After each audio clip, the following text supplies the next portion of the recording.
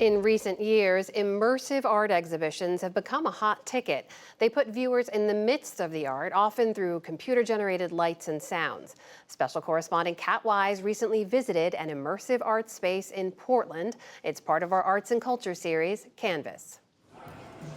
In one room, colorful graffiti painted virtually on walls.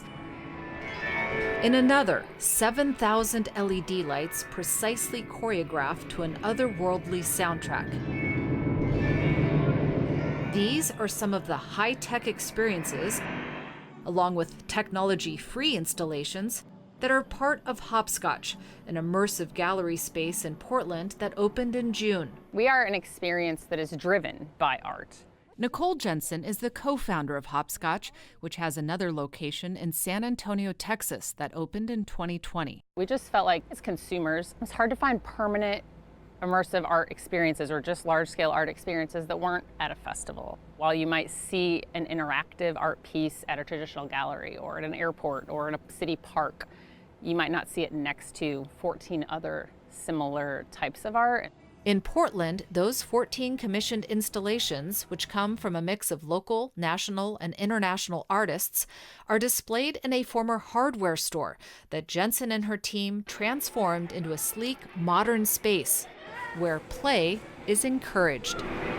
So tell me about this room. Yeah, we're heading into quantum trampoline. This artist is from Russia. We support them. They believe in making art, not war, and they've created Jensen and I created some art together. It tracks your movements. This interactive installation is from a team of artists called Kuflux. So we're basically becoming part of the art, is that right? Yeah, they say you're a particle of light in the infinite cosmos. Obviously, the ability to work with people internationally and remotely is behind a lot of these types of things. It just opens up a whole new world. While fun is a focus, there are more serious aspects to some of the art as well. In Rainbow Cave, New York artist Barbara Serenka uses 86,000 upcycled plastic bags to highlight the number used around the world about every 5 seconds. Gaze is a collaboration with the Human Rights Campaign.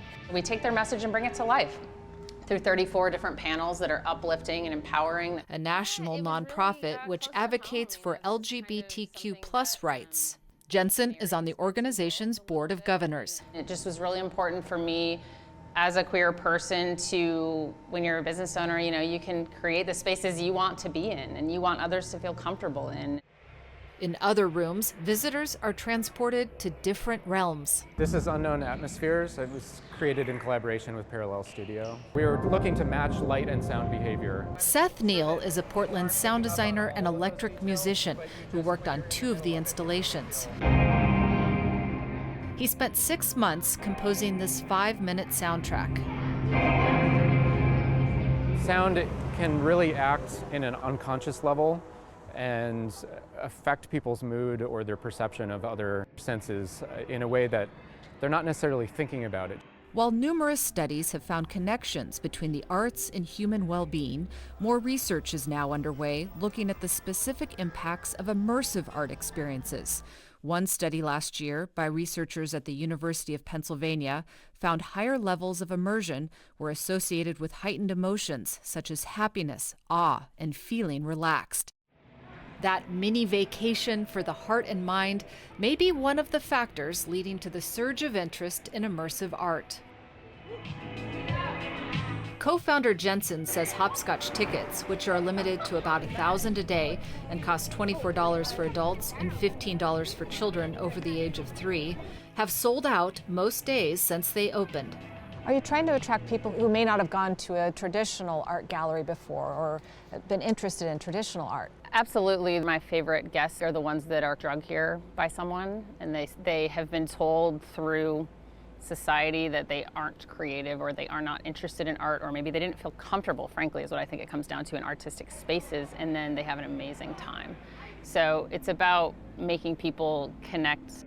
On a recent afternoon, those connections were being made by visitors of all ages and backgrounds.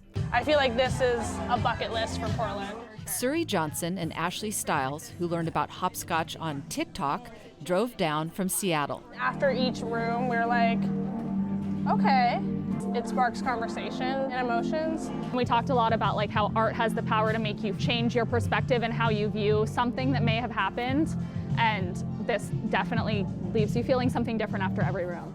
While immersive art has its share of critics, including those who feel the entertainment aspect is emphasized to the detriment of the art, Portland artist Francisco Morales doesn't see it that way. I think the line between art and entertainment is oftentimes blurred.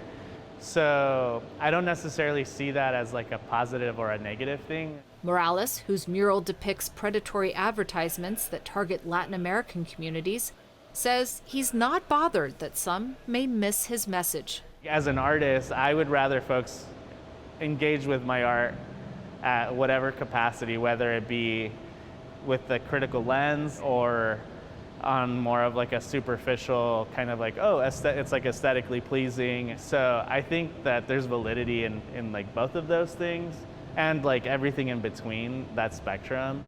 Hopscotch's Portland lease goes until 2033, and Jensen says they plan to change out installations roughly every 2 years. They're hoping to open 2 new locations, including a waterfront property in South Los Angeles, over the next several years. For the PBS NewsHour, I'm Kat Wise in Portland, Oregon.